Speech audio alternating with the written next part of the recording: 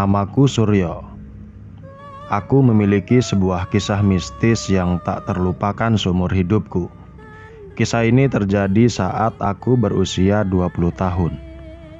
Aku terlahir di tanah Jawa.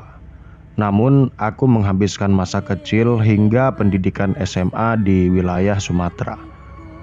Selepas SMA, aku memutuskan untuk melanjutkan jenjang pendidikan di tanah kelahiranku di wilayah Jawa, yaitu Solo. Walaupun aku memiliki darah asli suku Jawa, tapi kenyataannya aku tidak begitu memiliki pemahaman tentang budaya dan adat istiadat nenek moyangku.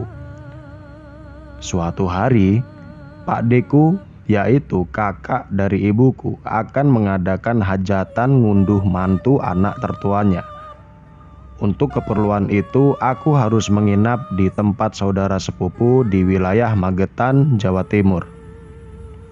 Hal biasa bagi kami jika ada kerabat yang hendak mengadakan hajatan. Maka kami akan membantunya mulai dari persiapan hingga acara selesai. Awalnya aku berencana berangkat menuju wilayah Cemorosewu dengan mengendarai mobil bersama orang tua dan kerabat yang lain. Sayangnya, jam kuliah hari itu begitu padat, hingga aku memutuskan untuk berangkat seorang diri menyusul rombongan lainnya yang terlebih dahulu berangkat. Aku mengendarai sepeda motor seorang diri menyusuri jalan berbukit selama kurang lebih 2 jam. Menjelang maghrib, aku tiba di Cemorosewu. Konyolnya, mendekati gerbang pintu Cemorosewu, aku justru merasa ingin buang air kecil. Akan tetapi karena tidak menemukan kamar mandi, aku pun terpaksa buang air kecil di tepi jalan, di balik pohon rindang yang tinggi. Setelah selesai melepaskan hajat, aku akhirnya melanjutkan lagi perjalananku. Namun entah apa yang terjadi, selama hampir 1 jam berkendara, aku seperti berputar-putar pada tempat yang sama. Kepanikan mulai melandaku karena hari mulai gelap dan di jalur ini tidak ada pengendara lain yang lewat. Sepi dan terasa mencekam. Dari ketinggian jalan yang kulewati, aku bisa melihat kota lain yang diterangi lampu berkedip indah di bawah sana. Setelah berputar-putar beberapa kali, aku merasa lelah dan frustrasi. Kemudian memutuskan untuk berhenti di sebuah rumah kayu milik warga yang sudah tak berpenghuni sambil menunggu barangkali akan ada pengendara lain yang melintas. Rasa letih dan lelah membuat kantuk menghinggapiku. Berbantal ransel dan jaket seadanya, aku baringkan badan pada dipan bambu rumah kosong ini. Aku tak tahu berapa lama aku tertidur.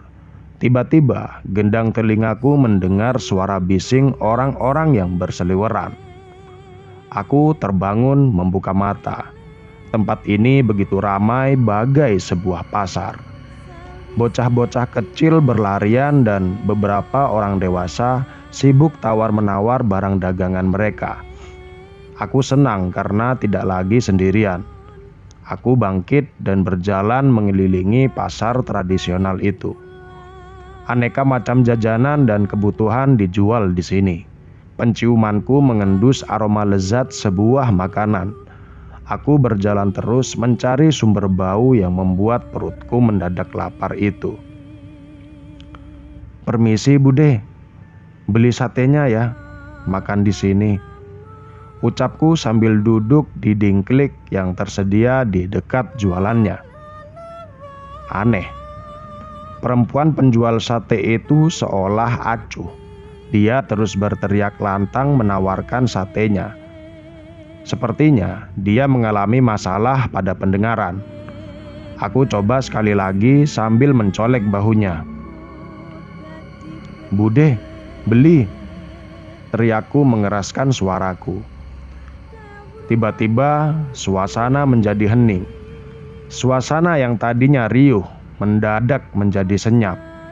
Mereka sejenak tak beraktivitas. Semua mata menatap ke arahku. Kebingungan melandaku. Ada apa denganku? Apa aku salah dalam berkata-kata? Tak membutuhkan waktu yang lama, keadaan kembali seperti semula, ramai dan riuh selayaknya sebuah pasar. Nak, kalau lewat daerah sini harus salam. Sudah ini, dimakan dulu, nggak usah bayar. Kalau belum sampai tujuanmu, jangan noleh ke belakang ya, kata perempuan penjual sate tadi sambil memberikan sebungkus sate untuk kumakan. Anehnya, perempuan itu juga menolak lembaran uang yang aku berikan sebagai bayaran sate yang aku terima. Merasa sudah mendapat apa yang aku inginkan, aku segera pergi dari tempat itu dan mulai melahap sate itu. Setelah selesai makan, aku beranjak melanjutkan perjalananku. Kalau belum sampai, jangan noleh ke belakang. Kalau belum sampai, jangan noleh ke belakang. Kalau belum sampai, jangan noleh ke belakang. Aku terus mengulangi kata-kata itu dari penjual sate tadi. Semakin kata-kata itu kuulangi, semakin perkataan itu mengusikku, memunculkan sensasi rasa penasaran pada diriku, dan memaksaku untuk menoleh ke belakang pada lokasi pasar yang baru ingin aku tinggalkan. Dan saat aku nekat melanggar larangan itu dan menoleh ke belakang, aku kaget tak terkira. Pemandangan aneh menyulut bulu kuduku berdiri seketika. Puluhan makhluk dengan wujud menyeramkan memenuhi tempat itu. Aku ketakutan setengah mati. Kakiku lemas, meski begitu aku coba lari sekuat tenaga, tapi kakiku tak bergerak seinci pun. Aku mendekap mulutku karena tiba-tiba aku merasakan sesuatu bergerak lembut di dalam mulutku. Rasa mual yang hebat melanda. Perutku serasa diaduk-aduk dan mulutku terasa penuh dengan sesuatu yang bergerak-gerak. Kemudian aku berhenti dan memuntahkan isi makanan yang baru saja aku santap. Kulepaskan dekapan tangan di mulutku. Seketika itu isi dari mulutku keluar semua. Ternyata belatung-belatung menjijikkan yang keluar dari mulutku dan terjatuh di tanah. Belatung-belatung itu bergerak dalam kubangan air liurku. Aku membersihkan sisa-sisa belatung di mulutku dengan memuntahkannya berkali-kali. Dan saat aku melihat bungkusan daun pisang yang berisi sate tadi, ternyata telah berubah menjadi belatung dan daging busuk, lembek dan menghitam. Aku terperanjat menyaksikan semua pemandangan ini. Berarti bukan sate yang aku makan tadi, melainkan belatung. Aku kembali bergidik hebat membayangkannya.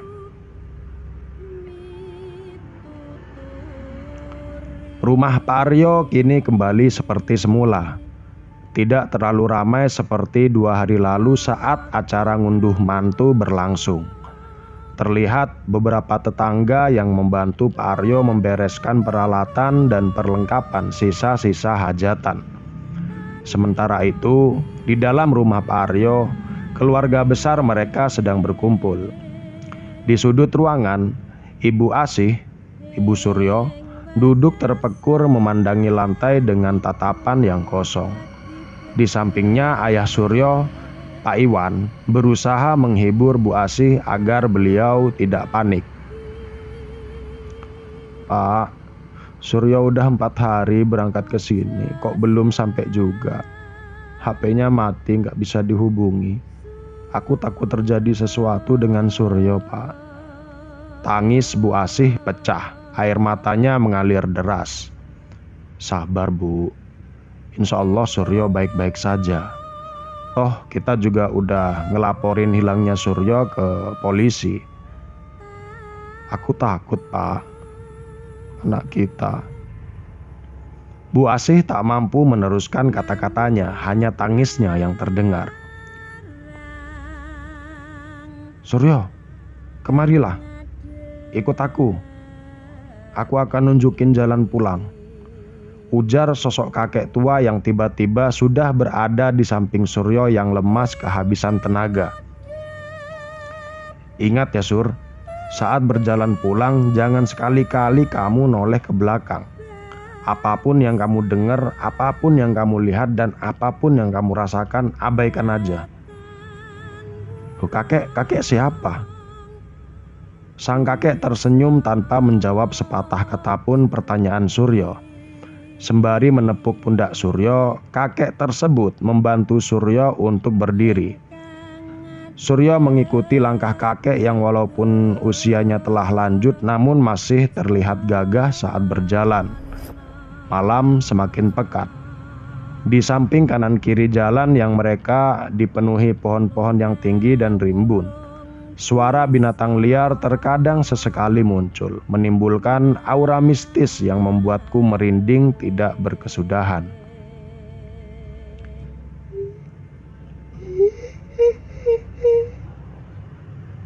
Suara cekikikan muncul di antara rimbunan pohon. Saat aku menoleh, aku melihat sosok kuntilanak duduk di atas pohon sambil tertawa cekikikan. Lututku tak serasa tak sanggup aku meneruskan langkahku. Ingat Suryo, apapun yang terjadi jangan noleh ke belakang. Terus jalan. Abaikan semuanya. Iya kek. Tiba-tiba Suryo merasakan pundaknya ditepuk oleh seseorang. Tangan yang menepuknya terasa dingin, sedingin es. Cukup lama tangan itu mencengkram pundak Suryo. Walau ketakutan setengah mati, Suryo bertahan untuk tidak menoleh sesuai pesan si kakek. Dan tiba-tiba angin kencang berhembus dari arah belakang Suryo, membuat Suryo sedikit terhuyung ke depan. Dan suara langkah kaki mengikuti langkah Suryo. Suryo. Terdengar seseorang memanggil Suryo diiringi dengusan nafas yang tak beraturan. Spontan Suryo menoleh ke belakang. Dan Suryo terkejut dan berteriak saat dia menoleh. Dia melihat sesosok laki-laki yang berjalan tanpa kepala. Sementara tangannya yang sebelah kiri seperti menenteng sesuatu. Di tengah ketakutannya, Suryo mengamati benda yang ditenteng laki-laki itu. Saat dia melihat dengan seksama, ternyata benda itu adalah kepala manusia. Sekilas saat dia beradu pandang dengan mata kepala itu, matanya merah dan tiba-tiba senyum seramnya muncul saat menatap Suryo. Suryo berteriak sekuat tenaga. Saat ia mencari kakek yang menuntunnya, kakek itu sudah tak terlihat lagi. Suryo, Suryo, Suryo. Suara itu memanggilnya tidak berhenti. Deru angin kencang disertai kelebatan sosok-sosok menyeramkan berputar mengelilinginya. Dan tiba-tiba Suryo terjatuh lunglai. Pandangannya menjadi gelap, gulita, sunyi dan senyap.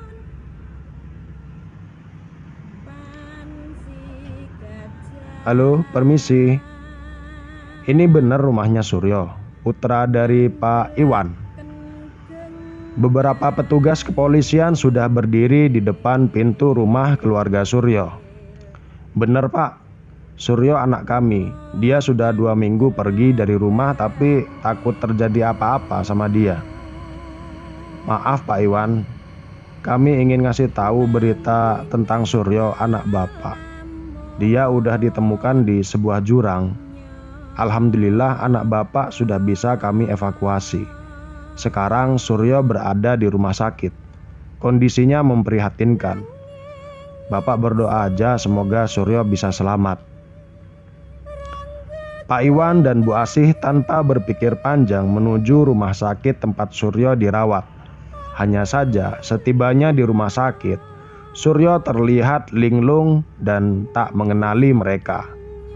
Butuh waktu 2 bulan mengobati Suryo ke orang pintar, hingga Suryo bisa pulih seperti sedia kala.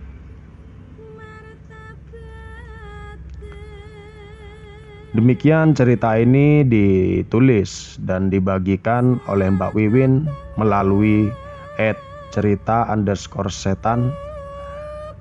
Cerita ini cukup menarik dan mungkin bisa memberikan kita sebuah pelajaran bahwa agar kita berhati-hati dalam berperilaku di jalanan, terutama di hutan. Dan terima kasih untuk kamu yang sudah mendengar cerita ini sampai selesai. Dan saya mohon maaf apabila dalam sajian cerita ini ada kata-kata saya yang tidak berkenan di hati kalian. Saya Udin, host dari Sendirian YouTube Channel. Terima kasih.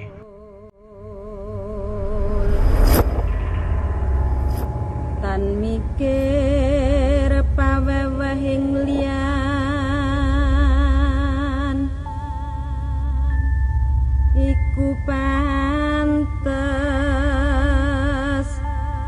sira guranana kaki